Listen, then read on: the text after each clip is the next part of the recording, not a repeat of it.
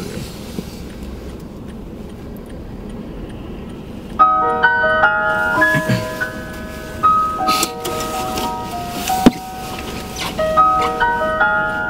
Это история про одного пса.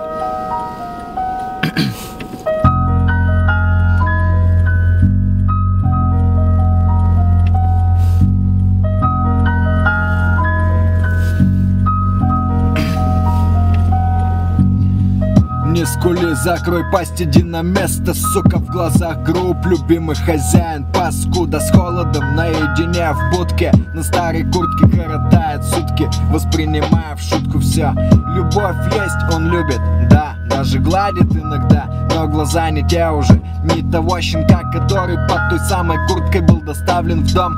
Улыбки, ласка, ну а что потом? Ай, улица, незнакомые лица, начинал скалиться, гнали, кем вы стали все, еда не нравится, но приходится, и так уж водится, что плевать на тех, кто другом по сути приходится. Крик души слышен скулом и воем в будке, я дышу, я поборюсь, но мысли в промежутке о том, как хорошо быть котом, который спокойно заходит в тот дом. Так вот я о чем я, если бы хотел бы, то давно бы перегрыз канат короткий, хозяйке в глотку вцепился бы так плотно, и потекла бы кровь, как реки Вавилона.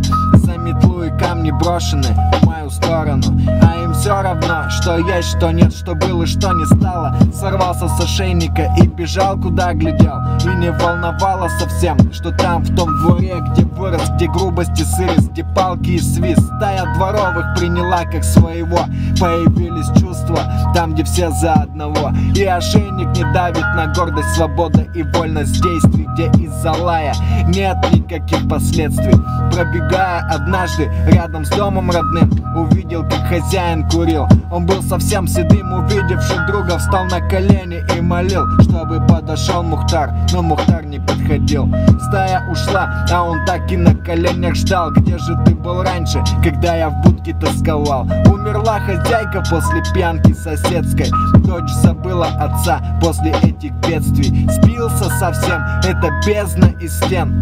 Кем теперь стал, а вспомни был кем до того. Мы всегда в ответе за тех приручили, кого, отвернув морду в сторону, кинулся к стае с концом.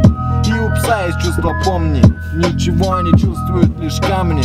Дома закрыли ставни, и среди всех могил нашел своего хозяина, которого так полюбил, но вернуть нельзя его.